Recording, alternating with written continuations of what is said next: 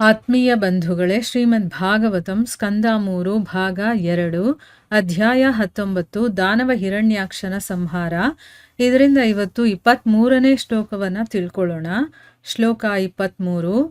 ತದಾದಿತೆ ಸಮಭವತ್ ಸಹಸಾ ಹೃದಿ ವೇಪಥುಃ ಸ್ಮರಂತ್ಯಾ ಭರ್ತುರಾದೇಶಂ ಸ್ತನಾಂಶ್ಚಾಸೃಕ್ ಪ್ರಸೃಸ್ರುವೆ. ಅನುವಾದ: ಅದೇ ಸಮಯಕ್ಕೆ ಹಿರಣ್ಯಾಕ್ಷನ ತಾಯಿಯಾದ ದಿತಿಯ ಹೃದಯದಲ್ಲಿ ಇದ್ದಕ್ಕಿದ್ದಂತೆ ಭಯಕಂಪನ ಸುಳಿದು ಹೋಯಿತು.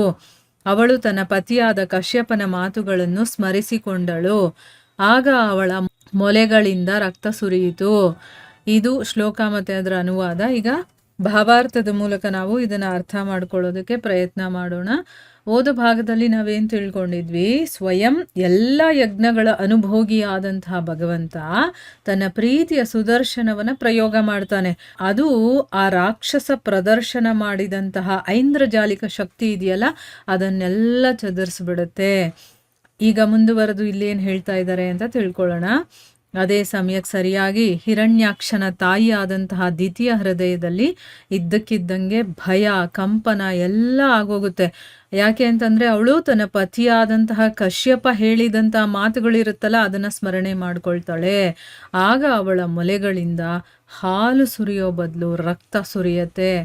ಅಂದರೆ ತನ್ನ ಮಕ್ಕಳಿಗೆ ಏನಾದರೂ ತೊಂದರೆ ಆಗುತ್ತೆ ಅನ್ನೋದು ಅವಳಿಗೆ ಗೊತ್ತಾಗುತ್ತಲ್ಲ ಈಗ. ಸೊ ಅದಕ್ಕೆ ಅವಳಿಗೆ ಆ ರೀತಿ ಆಗುತ್ತೆ. ಈಗ ಭಾವಾರ್ಥದಲ್ಲಿ ಗುರುಗಳೇನು ಹೇಳಿದ್ದಾರೆ ಅಂತ ತಿಳ್ಕೊಳ್ಳೋಣ. ಹಿರಣ್ಯಾಕ್ಷನ ಕೊನೆಗಳಿಗೆಯಲ್ಲಿ ಅವನ ತಾಯಿ ದಿತಿಯು ತನ್ನ ಗಂಡ ಹಿಂದೆ ಹೇಳಿದ್ದನ್ನು ಸ್ಮರಿಸಿಕೊಂಡಳು.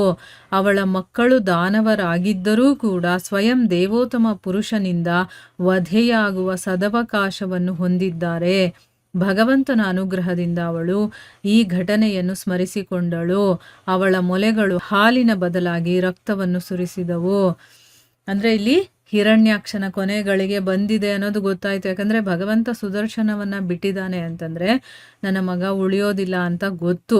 ಅದಕ್ಕೆ ದಿತಿಗೇನಾಯಿತು? ತನ್ನ ಗಂಡ ಹಿಂದೆ ಹೇಳಿದ್ನಲ್ಲ, ಅದನ್ನೆಲ್ಲ ಸ್ಮರಣೆ ಮಾಡ್ಕೊಳ್ತಾಳೆ.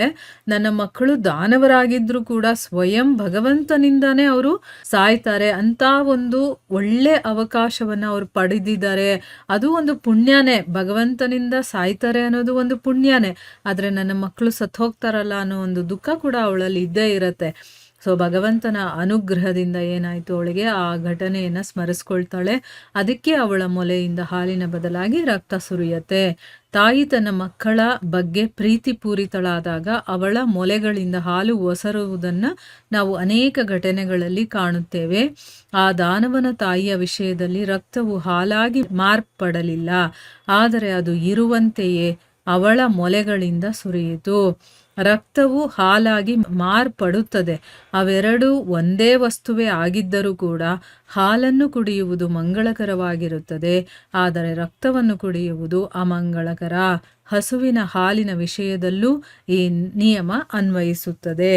ಅಂದರೆ ಇಲ್ಲಿ ಯಾವಾಗ ಹಾಲು ಬರುತ್ತೆ ಅನ್ನೋದನ್ನ ಇಲ್ಲಿ ಎಕ್ಸ್ಪ್ಲೇನ್ ಮಾಡ್ತಾ ಇದ್ದಾರೆ. ಈಗ ನಾವು ಬೇಕಾದಷ್ಟು ಧರ್ಮಗ್ರಂಥಗಳಲ್ಲಿ ಓದಬೇಕಾದ್ರೆ ತಾಯಿ ತನ್ನ ಮಕ್ಕಳ ಬಗ್ಗೆ ತುಂಬ ಪ್ರೀತಿ ಹೆಚ್ಚಾಗುತ್ತಲ್ಲ, ಆಗ ಅವಳ ಮೊಲೆಗಳಿಂದ ಹಾಲು ಸುರಿಯೋದನ್ನು ನಾವು ಬೇಕಾದಷ್ಟು ಘಟನೆಗಳಲ್ಲಿ ಕೇಳಿದ್ದೀವಿ.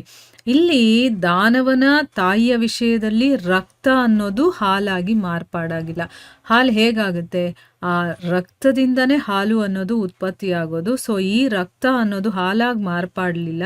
ಅದು ಹೇಗಿದೆಯೋ ಹಾಗೆ ಮೊಲೆಗಳಿಂದ ಸುರಿಯೋದಕ್ಕೆ ಶುರುವಾಗುತ್ತೆ. ರಕ್ತ ಹಾಲಾಗಿ ಮಾರ್ಪಾಡಾಗುತ್ತೆ. ಆದರೆ ಎರಡೂ ಒಂದೇ ವಸ್ತು ಆಗಿದ್ರೂ ಕೂಡ ಹಾಲನ್ನು ಕುಡಿಯೋದು ಒಳ್ಳೆಯದು ಅಂತ ಹೇಳ್ತಾರೆ, ಮಂಗಳಕರ ಅಂತ ಹೇಳ್ತಾರೆ. ಆದರೆ ರಕ್ತವನ್ನು ಕುಡಿಯೋದು ಯಾರಾದರೂ ಮಂಗಳ ಅಂತ ಹೇಳ್ತಾರ? ಕುಡಿತಾರ ಯಾರಾದರೂ? ಇಲ್ಲ. ಅದಕ್ಕೋಸ್ಕರ ಅದನ್ನು ಅಮಂಗಳಕರ ಅಂತ ಹೇಳ್ತಾರೆ. ಈಗ ಹಸುವಿನ ಹಾಲಿನ ವಿಷಯದಲ್ಲೂ ಹಾಗೇನೆ. ಕರುವಿಗೆ ಕೊಡದೆ ಅದರ ಹಾಲನ್ನು ನಾವು ಕಿತ್ಕೊಂಡು ಕುಡಿತೀವಲ್ವಾ, ಅದನ್ನು ರಕ್ತವನ್ನು ಕುಡಿದ ಹಾಗೆ ಲೆಕ್ಕ ಆಗುತ್ತೆ.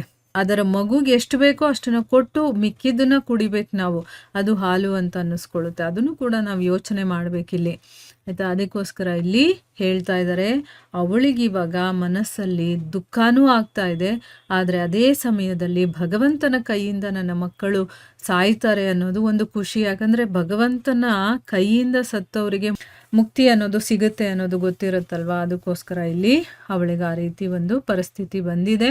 ಅವಳಿಗೆ ಸಂತೋಷನೂ ಆಗ್ತಾ ಇದೆ, ದುಃಖನೂ ಆಗ್ತಾ ಇದೆ. ಅದಕ್ಕೆ ಅವಳ ಮೊಲೆಗಳಿಂದ ಹಾಲು ಸುರಿಯೋ ಬದಲು ರಕ್ತ ಸುರಿತಾ ಇದೆ ಅಂತಂದ್ಬಿಟ್ಟು ಇಲ್ಲಿ ಅರ್ಥ ಮಾಡ್ಕೋಬೋದು. ಸೊ ಇಲ್ಲಿಗೆ ನಾವು ನಿಲ್ಲಿಸೋಣ. ಹರೇ ಕೃಷ್ಣ.